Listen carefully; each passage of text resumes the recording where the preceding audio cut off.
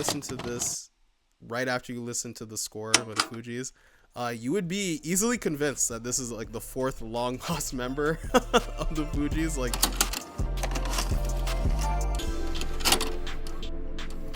welcome back everybody to the Album Mode Podcast. It's me, Démar Grant, aka King Grant, aka the Bunny, and I'm here without my esteemed co-host and co-creator, Adriel Smiley, aka AdrielSmiley.com, aka Mr. Smiley. It's me solo, still on the solo mission, still out here doing the solo stuff, and this time we're reviewing Doechii and her latest mixtape, Alligator Bites Never Heal. Doechii is an artist that's existed on the periphery for me. I've heard a handful of Doechii songs. I've listened to a bunch of songs where Doechii is featured on, but I've never tapped in. This is the first time I would say I'm explicitly tapping into Doechii project. It's her latest mixtape. I think she has three mixtapes and a bunch of EPs. No debut album yet. So she has got mixtapes and a bunch of EPs before this. I've been one of those people that again knew that she existed. She's on TDE, so I'm very hyper aware of her existence. But this is the first time tapping in, and I think that it's gotten to a point where I have to consider my life choices. I have to think about what led to this moment where this is the first time tapping into Doechii's music, because this is somebody I would consider. So yeah, if you really love hip hop, I think you would really enjoy Doechii's music. It's very old school influence. I think that's probably the biggest takeaway from this entire project, is that Doechii loves old school. She loves boom bap. And if you listen to the score before listening to this mixtape, it's a mixtape, not the album. If you listen to this right after you listen to the score by the Fugees, you would be easily convinced that this is like the fourth long lost member of the Fugees. Like, this is basically a Fugees album with a spritz of other people, a spritz of a lot of different people, but the influences on this are crazy. I'm talking Lauryn Hill, Tribe, Kendrick Lamar, Busta Rhymes, Missy Elliott, small pinch of Smino. I think that this has gotten to a point where it's really interesting to listen to, because a song like Bullfrog, which I would say is super Fugees, like this is a textbook Fugees song. It's like that, almost like that droning bass, and that like sound in the background. I think is something that the Fugees really, really keyed onto when they were dropping their music. I'm talking about specifically the score. Right, older versions of the Fugees are not very. I would say, I'm gonna be honest with you, I don't think like the earliest versions of the Fugees are really good. I think it was the first album that came before the score, wasn't impressed. So anytime I'm talking or mention the Fugees during this review, I'm talking about the score, specifically the score, and not even the newer versions of like Lauryn Hill when she was doing her solo work. I'm just talking about the score. So a song like, Bullfrog, super Fugees influence, like that sneaky guitar in the background, that down,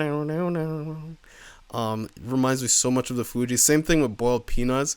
I think Boiled Peanuts is almost like you're trying to combine like the Fugees and a Tribe Called Quest, boom bap, but again, it's got these like wavering woodwind sounds in the background that are kind of like the guiding influence of the entire track. I think that one of the things about Boiled Peanuts that I really like, is probably my favorite song, is that they use the record scratch to control the beat. Like, that's an actual real thing. Like, you'll hear the record scratch go hold up the song, record scratch, and then it does like a beat switch, which is kind of like similar to Brockhampton in a way. And even the hook in that, it's a sunny day, the gang's all here, no chip on my shoulder, ha ha ha ha ha ha. Like, using laughs like that, or woes, are very old school hip hop, which that you can tell that Doechii loves using those, because it's all over this entire project. More production wise, I think even Catfish, which is like a few songs after, where I feel like it's a little bit more Busta Rhymes or even Missy Elliott. But that's more so in the lyrics where it's like tension bitch, hoorah, right? Step up in the bitch, I gotta look too fly, right? Like these like 2-syllable rhymes with the accentuated ending of the rhyme reminds me a lot of Busta Rhymes, like super Busta Rhymes. So there's definitely an old school element to like this entire project. Very off kilter, very dingy. It's dark, songs like Skip or even Hide and Seek, which I feel is like more of a Kendrick Lamar tilt to the track. It's unique. I feel like it's some of it's kind of unique. Like I think that Hide and Seek has like unique singing on it because it kind of reminds me of old or early stage Kendrick Lamar, which is like overly dedicated, Good Kid, Mad City. That is early stage Kendrick Lamar. That's over 10 years ago. That's what she's kind of doing on Hide and Seek, but she is singing and rapping the parts. Whereas during that time, Kendrick Lamar was only rapping in those songs, and he had other artists to sing in the background for him. So she is like, there is like a melding of the different artists that she's influenced by, but it's like a synthesis. Doechii to me is like an artist that is kind of figured out, like she's found a bunch of artists that she likes, pulls on those influences and like forms like a synthesis of all their different styles and trying to figure out like how does this all fit together. I think that's one of the best things about her music is like she's figured out a way to get it to all fit together, because when I'm talking about Lauryn Hill, Tribe, Busta Rhymes, Missy Elliott, Kendrick Lamar, and Smino, you would be able to see the through line, but I feel like most people would not unless you really listen to all of those artists' music, and then you'd be able to see the through line. But that is something that I think I like about her, but I'm also like kind of quizzical about, because even a song like Nissan Altima, which is this like this kind of like punishing 808, it's like a trap song, but it still is like off kilter. All of the songs are like off kilter. Like there's like it's hurried, like a little bit, like an instrument is hurried when the rest of the production is slow, or the instruments used in it are like literally like wavering, making like a wavy effect. Like everything always feels like it's not fully steady purposefully. Nissan Altima is one of those songs where it just felt like it was a ski mask song, right? Like that pace, the punishing 808s, like the speed, like the tempo of the entire track felt like a ski mask song. When I first listened to it, I thought Ski Mask was gonna come on. Okay, so that's how much I thought it was like a ski mask song. So I think that is something that I'm struggling with when it comes to Doechii's music, is when the influences are so obvious that you're getting to a point of it's easy to tell where everything is coming from. Like Nissan Altima, I'm like Ski Mask, and then I got the other earlier tracks that I mentioned to you. It's like, oh yeah, Fugees easily is like you could see it. It's almost like she kind of like traces, like like a person who like you have like a pen and paper and you put like a sheet of paper over a drawing that's already existing, and you kind of just like trace it, and then you're like, oh yeah, I'm gonna spice it up. I'm gonna use different colors.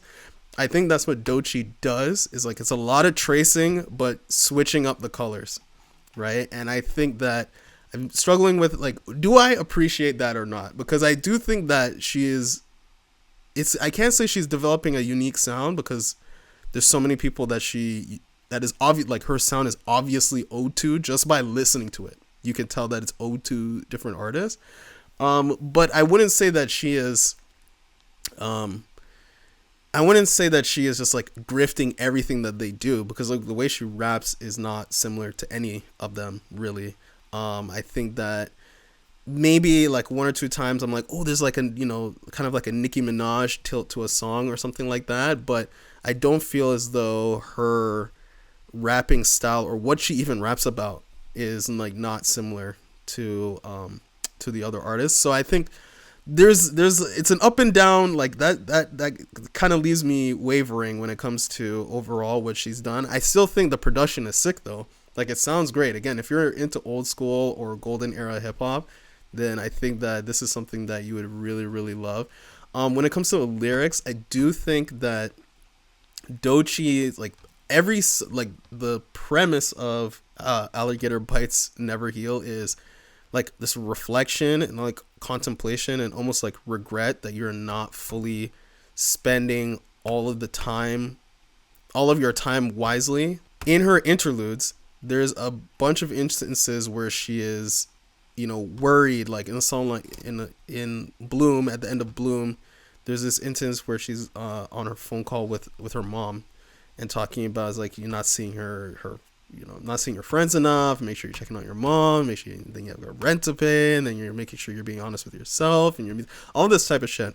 And that is kind of going on throughout the entire album, where she reflects on whether or not she's doing enough things in her life that are, I guess, rewarding her in an interesting way, but also making sure that she is like almost making sure that she is checking on everybody and make sure everybody else is okay, right?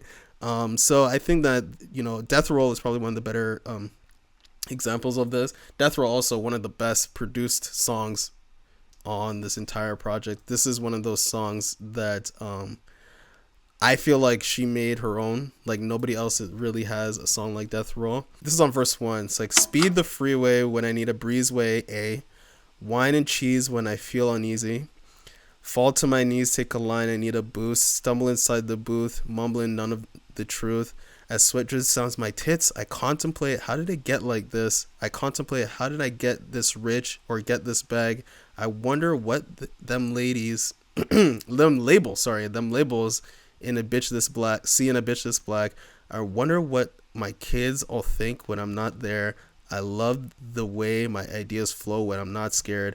I love the way my hips roll slow, but I don't like the way it feels when my vices are absent and I'm not there. So this is exactly what I'm talking about. There's this, I would say she's a braggart in a way, but there's always this uneasiness. I contemplate how I'd ever get this rich or get this bag. I wonder what makes him see in a bitch this black, right? So like even her blackness, she's questioning like, how are people grabbing onto it? Like, why do people have confidence in me? So I think that there is an interesting contrast happening in a lot of her music, because Nissan Altima is basically like, it's basically about it's like that bitch that drives a Nissan Altima. She is embodying that. And I think that she is able to grab those two things at the same time. It sounds great. I think that her rapping is stellar. She's also got really, really, really, really, really, really good hooks. And I think that there's even this instance. I want to mention this instance, the Nicki Minaj thing that I was talking about, is like, long as you bitches know what's up, it's Doechii, bitch, Miss DOE, Don Dada, bitch, you notice me. They like Doechii, you delulu, you a loose screw. She see you giving cunt and the pussy voodoo. She swabbed the old nigga for a bitch, ain't new. She munching on the box while she watching Hulu. That is a Nicki Minaj borrow. That flow, she's borrowing that from Nicki Minaj, right? Like that, I've heard that, like the double ooh sound from Nicki Minaj like a million times, right? So this is even what I'm talking about. Like so much of what she does is easily identifiable to being borrowed. Like I could tell, even on GTFO, she interpolates Ludacris like on Get Out the Way. Where it's literally get out the way, bitch. I'll have it in the audio version. I have a nice version of it. But she literally says, get the fuck out my way, bitch. Get the fuck out of my way, bitch. Get the fuck out of my way. Get the fuck out of my way. And then in the verse, right at the top, it says, move, bitch. Get out the way. Right? It sounds fantastic. I think that it's a good interpolation because the flow of it is way different than, the trumpets and horns that you're hearing on Ludacris's Move, Bitch. But it's an obvious borrow, right? And it's like, I guess it's a fun difference, but like, again, it's like an obvious borrow. That's what interpolations are. But I just think that there is a little bit of like a hole in this project of Doechii's total creativity. I feel like so much is borrowed, right? Borrowed in interesting ways, but so much of it is borrowed. and obviously borrowed, like, you know, something green, something blue, like, you know, you can see something old, something new. You can see it everywhere on this project, and I think that is my biggest drawback. Overall, I think maybe my second biggest drawback. I think my biggest drawback overall is it's too long. And you would say, well, Démar, this thing is only 50 minutes, 49 minutes, something like that. But the reason why it feels so long, and I was trying to figure out why it felt this way, is because the longest songs are at the end. So you can, and there's 19 songs, by the way. One or two of them is just like a interlude, right? But there's about 19 songs on this thing, and the longest songs are at the end. So what it creates this effect where you listen to the first 10, 12, 15 songs, you're like, yeah, this sounds great. You know, we're making it through. We're 15 songs deep. The sound is changing a lot. Again, when you go from Fugees to like sometimes trap music to sometimes Tribe to sometimes Kendrick Lamar, like those sounds, like those are different sonic shifts. So you're already going through all this heavy lifting of like the music sounding very different for 15 different songs. And then you realize that you're only about halfway, like half an hour through, maybe 40 minutes through. And then you get to the last 1, 2, 3, 4 tracks, right? Slide is 2 minutes, 50 seconds. Fireflies, 4 minutes and 28 seconds. Beverly Hills, 3 minutes and 41 seconds. Alligator Bites Never Heal. That's another 2 minutes and 57 seconds. So we're talking about legit 15 minutes is taken up by 4 songs on a 50-minute project. So, but at the beginning, at the top is 22 minutes, 137, 2 minutes, 2 minutes and 42 seconds, and then another 2 minutes, right? So it creates this weird effect where it starts to drag at the end, even though those are some of the better songs. Like Fireflies, I think, is really good. I love the beat switch on Fireflies. I think that near the end, it's still good, but it creates this like effect of like every time, like think of like when you're eating like fast food, you go to like the McDonald's or something like that. Every time you reach into the bag, right? Like you eat your burger, every time you reach into the bag, there's like fries. There's always fries at the bottom, and every time you reach into the bag, there are more fries, like every single time, right? So you're like, oh, this is great. This is good. This is good. This is good. And then the problem you get to is like eventually you get full, but every time you reach into the bag, there's still more fries. So even though it's still good, like you still want more fries, like, well, you still theoretically want more fries. You're like, I'm full, right? I'm full. I don't want to eat anymore. And I want to go on with my day. And I think that's the same thing that's happening with this. It's like the songs are all good, but it's like it still goes and still goes and still goes. And eventually I just want out. Like eventually I've already listened to 15, 16 songs. I've already eaten a ton of fries. It's great that there's more fries at the bottom. I don't want any more. You get to a song like Alligator Bites and Beverly Hills, which are basically indie, almost like indie rock songs. Like they remind me of like kind of like Arlo Parks. Like they're indie tracks, right? They're sung tracks, got these like great dreamlike presentation, dreamlike effects on the vocals and stuff like that complement Doechii really well. They're the last song and second last song. You don't, like, you're getting to a point. Well, I get to a point, and I get to this point of like kind of like exhaustion when it comes to the end. And then, I'm still here. I'm like, oh, there's still another element. There's still another degree shift that is possible with what she does. And by the time you get to the end of it, you're kind of, I'm over it. I'm already over it, right? And I think that is the biggest problem with what is happening on this project. I think it's really good. That's the thing. It's like a double-edged sword because like all the songs are still good, but I guess there's a quality control or just being succinct in your message and what you want actually to be put out is really important. I think that she kind of failed on doing something like that. But when it comes to, there actually being a message or what we're actually talking about, you're talking about like songs like Bloom and Skip, right? Or even, Bullfrog has really interesting lines on it, I just think that there's that problem, The hooks are great. Even songs like Catfish that I mentioned, right? With Tell a Bitch, hoorah, step up in this bitch, and I look too fly, right? Copped all the Dior shit on Ventura. Took a midnight swim in my jeweler. And hating bitches clog up my medulla. Right? These are fun. Like, her raps are fun. They're fun to say. Right? Even on Hide and Seek with Benjamin Franklin, Benjamin Franklin's Timberlands, Stank Niggas Nosebleeds, Benjamin Franklin's Timberlands, right? These are fun things to rap, fun things to rhyme, but I just think that there's too much. There's too much. Maybe I'm falling prey to being existing in the 2020s. I was like, bro, if this is more than 15 songs, or if it's more than 50 songs, 15 is getting into the territory of there's too many or it's too long. And I think that this is falling prey to it's too long. But if you're really into this sound, this Kendrick Lamar woozy dark sound, this Fugees woozy dark sound, and how those things like get put together, I got a project for you, right? If you like Fugees, the Score era Lauryn Hill, I got a project for you, okay? Is it a no skips? I would say depends on how you feel about the interludes, right? I think the interludes are fun. They're very interesting, like just to hear like other people talk about what Doechii is doing, considering all this music about like reflecting on whether or not she's doing enough or how she's doing right by the right people.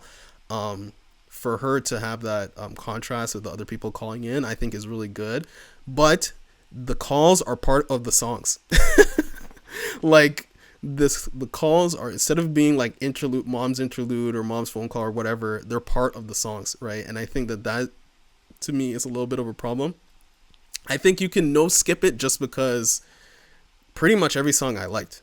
I'm really trying to pretty much every song that I liked, maybe even Boom Bap is probably the weakest song. But you can kind of just go all the way through because the phone calls and interludes fit the dynamic and the aesthetic of what's happening. So I would say, yes, it's a no skips. Am I getting the vinyl? If she releases it, because it's a mixtape, right? Mixtapes usually don't get a vinyl release, but if she does do a vinyl release, I'll consider it. And now, it's the moment everybody's been waiting for. People have been hearing me slander this project, even though that I liked it a lot. Love the production, love the woodwinds. Again, the off-kilter sound is awesome. To me, Doechii's Alligator Bites Never Heal, the mixtape. It's an 8 out of 10.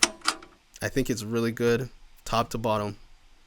Great rhymes, flows are fun, hooks are fun. Good message, like some things you can tap into. Has hard-hitting tracks like it does in Nissan Altima. But then there's also songs like, Boil the Peanuts and Denial's a River, where it's giving you that more woozy sound. It's almost psychedelic. To a degree. So you're getting that too. It's still got TDE fingerprints, Kendrick Lamar fingerprints, but then you got Lauryn Hill fingerprints, Busta Rhymes, Missy Elliott, Nicki Minaj, like even Ludacris, when was the last time you heard Ludacris and like TDE in the same sentence? So I think that is good in that way. Couple of drawbacks. Length is a drawback. That fries at the bottom of the bag analogy to me is probably the biggest drawback. It's just like I get to the end of this project every single time, I feel exhausted. Because it's always like I feel like I'm just like clawing my way to the end of it. Even though the songs are good, I'm just like, I just want to get to the end. Just so I'm like, I'm at the end, right? Because I don't want to give it short shrift, because I think the songs are really good, right? I think her singing is really good, underrated singer, right? I think that those are great aspects of it, but it's like, it needs to come sooner, and the things need to be spread out more. I think maybe if there's even like a pacing, you spread out the songs in at the end to be more interspersed throughout the album, then we're having a different conversation. But yeah, so it's an 8 out of 10. I think it's good. I'm converted. I'm waiting for the album. I want to see who she invites to be featured, right? Because on this project, there's only one feature. I didn't mention this earlier, but there's only one feature. And there was a couple of tracks where I was like, damn, SKIPP could have had a Smino verse on it, right? I think that even, I'm trying to think of another song that she could have done. Smino, Fireflies reminds me big time of Smino, like her singing on the really unique singing on the back end. You know, the second chorus is like, don't let me down, Fireflies, keep the night till it's over, underground overtime, keep the light till there's closure. Her singing on that is so, like, it's so bright, like it's really bright, really lively, but again, it's over the slow and woozy production that reminds me of Smino's early Smino, not even early Smino, even modern Smino sounds like that to a degree. So I think that Smino would be a really interesting partner in future work. So she's got room to improve. The next Doechii project, there needs to be some Smino on there. If you can dig up Busta Rhymes, which I'm sure he would want to do something like this because the sound and her influence is so obvious. That would be fun too. So I think even a Missy Elliott feature would be fun. Missy Elliott does, and she's been doing modern shit too, so that is not out of the realm. So it's an 8 out of 10. It's really good. No skips. Vinyl comp if it comes out. I don't know if it's coming out though. So thank you everybody for tuning into the Album Podcast. Again, the solo mission. I'm trying to keep these short. I don't want to ramble on for like an hour. Nobody wants to hear me talk for an hour. I don't even want to talk for an hour. Trust me. So thank you everybody for tuning into Album Podcast. Make sure you follow us on Instagrams at AlbumoPod, Twitter at AlbumoPod, TikTok at Album Mode, and obviously like, comment, and subscribe to this video. Make sure you rate it on all your podcast platforms, and I want to thank everybody for tuning in. We're on a solo mission again. I think solo mission again next week, and then maybe it'll be me and the Godfather having a deep conversation about somebody else's work in a couple of weeks. All right. Thank you everybody for tuning in. Later days.